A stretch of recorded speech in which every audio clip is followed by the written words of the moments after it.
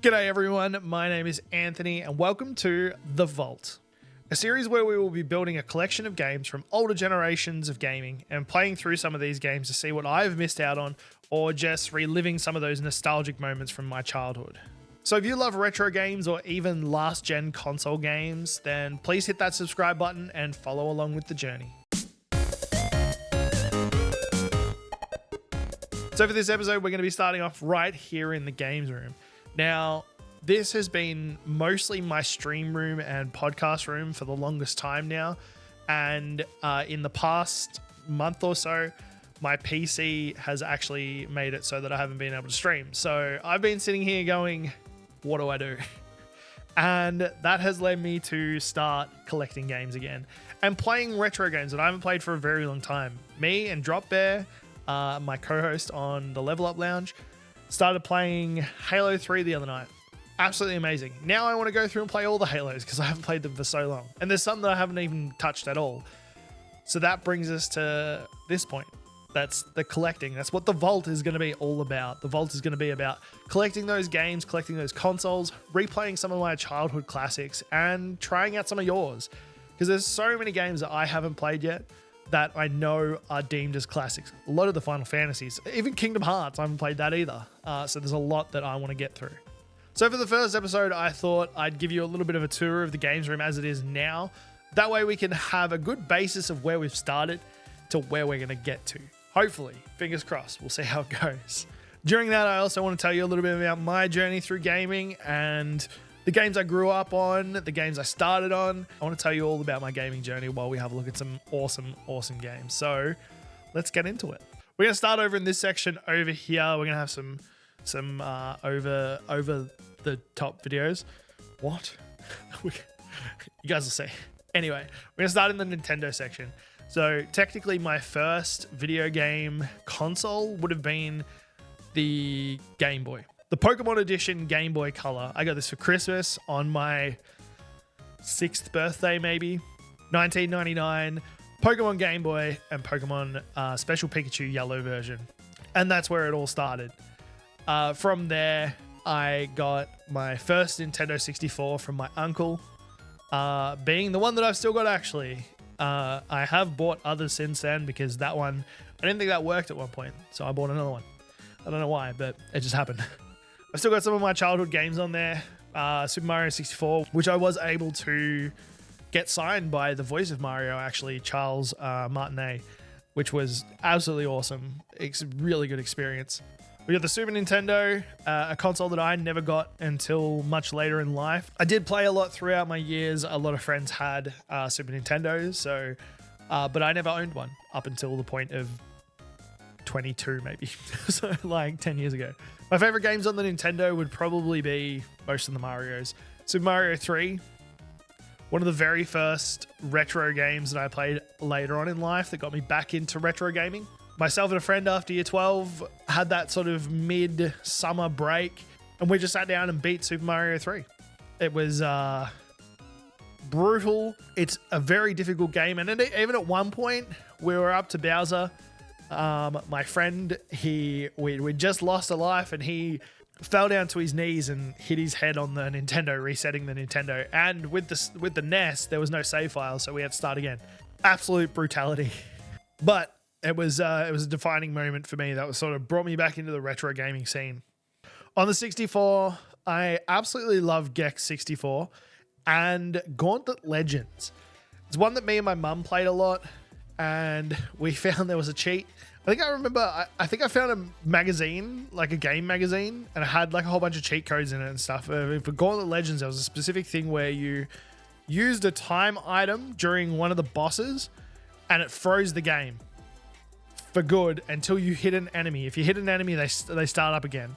So yeah, me and mum used to play that. I love that game. That was a lot of fun. So as you can see, we're pretty light on the Nintendo stuff at the moment. We've got a few cartridges here and there, and we've got a couple of boxed cartridges up the top, but unfortunately, I haven't got much of my early collection left.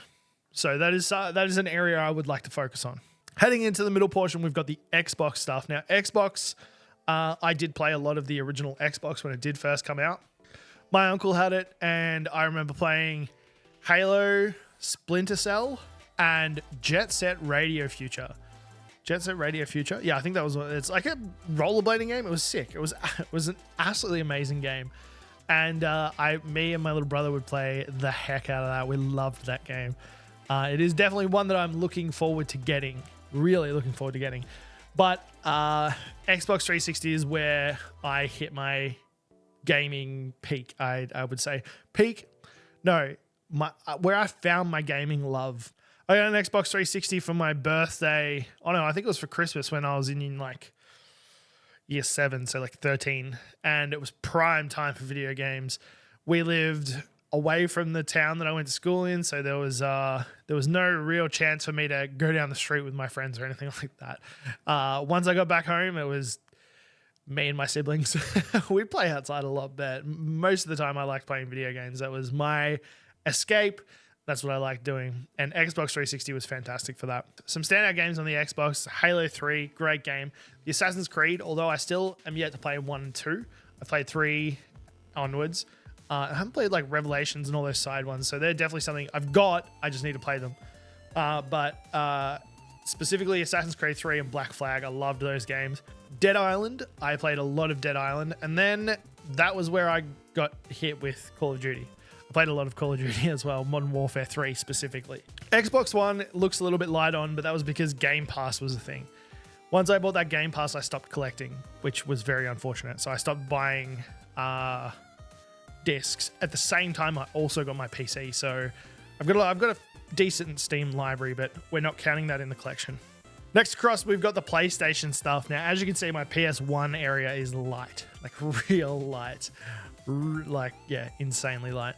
Now, I am recording this first episode after I've recorded the second episode, so you'll actually see me hunting for Crash Bandicoot in the second episode. But I had issues with the first time I tried this, and now here we are recording it again. The PlayStation 1, like, what? 1, 2, 3, 4, 5. 5 games.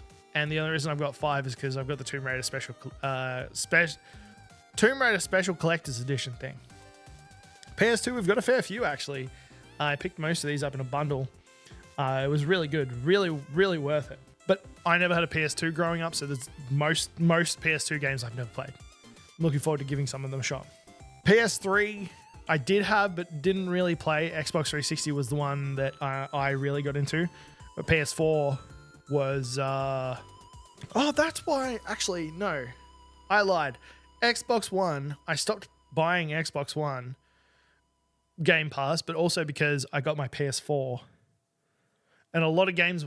There was a lot more exclusives coming out on PS4 at the time. There was Bloodborne. There was Last of Us. There was Last of Us 2. I can't remember the others, but there was a few more that I bought the PS4 for. And I got them for that reason. PS5 I do have, but I did buy the digital only version. So I'm kind of bummed that I did, but at the same time, that's all I could afford. Back on the Nintendo over this side now, the Wii, the Wii U, and the Switch, I haven't really focused on. There's some great games on these consoles, but I just don't know them. I would like to get into the Switch a little bit more, and also the Wii, but I need to find out what's good. Let me know what's good. Comment down below and let me know what are some good games on the Switch, the Wii, and the Wii U. Finally, over the other side, we've got a bit of a pop culture area. Some Mario, some Pokemon, some Nightmare Before Christmas, just all loves that I have, and my Game Boy. So a big part of this collection is going to be a Game Boy wall. I do want to collect one of every color of Game Boy Color, Game Boy Advance, and Game Boy Advance SP. It's going to be hard, but it's definitely something I'm really keen to do, and it's a bit of a challenge. It's a goal for where we want to get to within this series. Now, before we move on and have a bit of a chat about what I'm playing at the moment and what you can expect to see moving forward in the vault, I want to tell you about where I gained this inspiration from. As I said, my PC has been acting up recently, and I haven't been able to stream. I stream over on Twitch, twitch.tv/AnthonyYTG. I usually do a lot of Minecraft, but moving on to different content now. And in that time, I've been watching a lot of YouTube because that's what you do, right? And I've been watching Retro Rick. Retro Rick's $10 video game challenge. Now, Rick is in the US, and prices do vary in the US and Oz. But at the same time, Rick's videos were like pre-COVID, so 4 years ago. So prices have fluctuated anyway. But I thought, can I do this in Australia? Can I give this a shot in Australia? Number one, I've never, ever seen a video game in an op shop in Australia. I've had, apart from The Sims or SingStar. They're the only really ones I've ever seen. I was like, so I don't think that's within reason. Garage sales. Can I do garage sales? I was like, yeah, but you know, it's middle of winter. There's not too many, towards the end of winter now, actually. There's not too many garage sales happening at the moment. But I was at an op shop recently and I did find, I can't remember what game it was. I know I found these two at an op shop. They were $5 each. And I was like, hold up, what?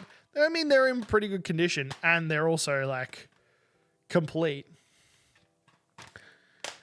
And that sort of made me go, maybe this is possible.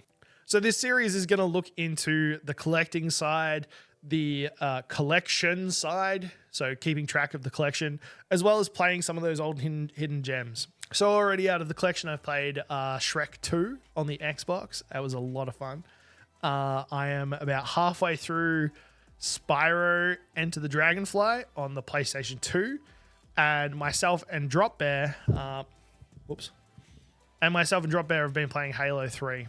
So if you're into game collecting, retro game collecting, game hunting, and retro game playing, please do subscribe. It would mean a lot and it would help out the channel tremendously. And let me know what games I should keep a lookout for, or let me know what games you want to see being played. That's it for episode 1. Like I said, it's a little bit of a rundown. I just wanted to show you guys where we're at within the games collection and tell you what to expect moving forward. Next week's episode, we are going down to Melbourne and hitting up a couple of places for some retro games. We do end up picking up 2 really cool games, and we hang out with 8-Bit Elliot. So make sure to keep posted for that. But thank you so much for watching the first episode of The Vault, and I hope to see you in the next one. Catch you guys later. Bye.